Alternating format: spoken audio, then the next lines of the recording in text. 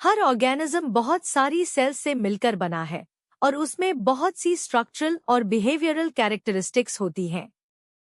इन सब की इंस्ट्रक्शंस हर सेल के न्यूक्लियस में मौजूद रहती हैं।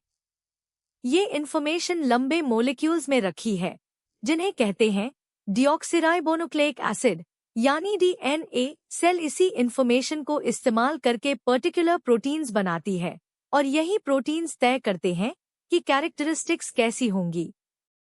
पेरेंट्स ये कैरेक्टरिस्टिक्स अपनी ऑफस्प्रिंग तक पहुंचाते हैं। ऑफस्प्रिंग को कुछ कैरेक्टरिस्टिक्स मदर से मिलती हैं, कुछ फादर से। इसी प्रोसेस को इनहेरिटेंस या हेरेडिटी कहते हैं। अब देखते हैं कि क्रोमोसोम बना किस चीज से है। जब सेल डिवाइड नहीं कर रही होती तो न्यूक्लियस के अंदर जेनेटिक मटेरियल बारीक थ्रेड की शक्ल में स्कैटर्ड रहता है। इसी मटेरियल को क्रोमैटिन कहते हैं। जरा इस थ्रेड को क्रीप से देखिए। यूकैरियोट्स में क्रोमैटिन दो चीजों से बनता है, एक तो डीएनए और दूसरे स्पेशल प्रोटीन्स जिन्हें हिस्टोन्स कहते हैं। डीएनए का एक लंबा मॉलिक्यूल इन हिस्टोन्स के बंडल्स के गिर्द इस तरह लिपटा रहता है और डीएनए का जो हिस्सा एक कैरेक्टरिस्टिक कंट्रोल करता है वो जीन कहलाता है। तो याद रखिए, क्रोमैटिन मतलब डीएनए प्लस हिस्टोन प्रोटीन्स। अब एक बहुत इंपॉर्टेंट बात, जब तक सेल डिवाइड नहीं कर रही, क्रोमैटिन बारीक थ्रेड की तरह न्यूक्लियस में फैला रहता है।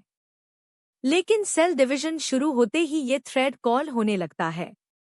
देखिए, क्रोमैटिन कसकर लिपट रहा है, छोटा और मोटा होता जा रहा है और अब ये एक कॉम्पैक्ट रॉड शेप्ड स्ट्रक्चर बन चुका है। यही क्रोमोसोम कहलाता है। तो क्रोमैटिन और क्रोमोसोम एक ही मटेरियल की दो शक्लें हैं। अब क्रोमोसोम्स की संख्या की बात करते हैं। एक ही स्पीशीज के सारे ऑर्गेनिजम्स की सेल्स में क्रोमोसोम्स की संख्या कांस्टेंट रहती है। बॉडी सेल्स डिप्लॉयड होती हैं, जिसे हम 2n लिखते हैं। इसका मतलब है कि क्रोमोसोम्स जोड़ों में होते हैं। इस सेल में 3 जोड़े हैं, यानी कुल 6 क्रोमोसोम्स। हर जोड़े के दोनों क्रोमोसोम्स एक जैसे होते हैं। इन्हें होमोलोगस क्रोमोसोम्स कहते हैं। एक मदर से आता है, दूसरा फादर से। अब देखिए, सेल डिवीजन से पहले क्या होता है। डीएनए अपनी एक बिल्कुल आइडेंटिकल कॉपी बना लेता है। देखिए, अब क्रोमोसोम के 2 हिस्से हैं।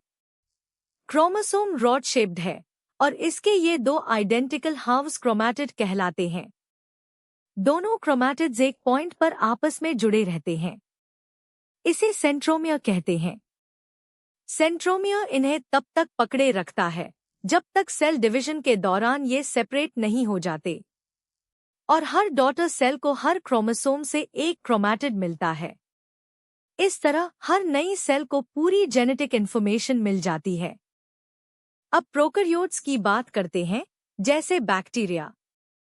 इनमें सिर्फ एक ही क्रोमोसोम होता है और ये क्रोमोसोम एक सर्कुलर डीएनए मॉलिक्यूल से बना होता है।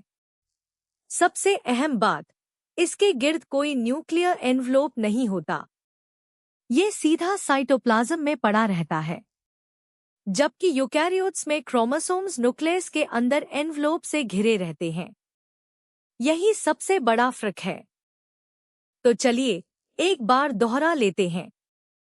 कैरेक्टरिस्टिक्स पेरेंट्स से ऑफस्प्रिंग तक पहुंचती है। यही इनहेरिटेंस है।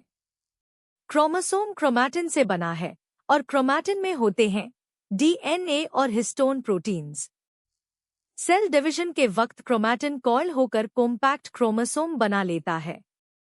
हर क्रोमोसोम के 2 आइडेंटिकल क्रोमैटिड्स सेंट्रोमियर पर जुड़े रहते हैं और प्रोकैरियोट्स में सिर्फ एक सर्कुलर डीएनए क्रोमोसोम होता है।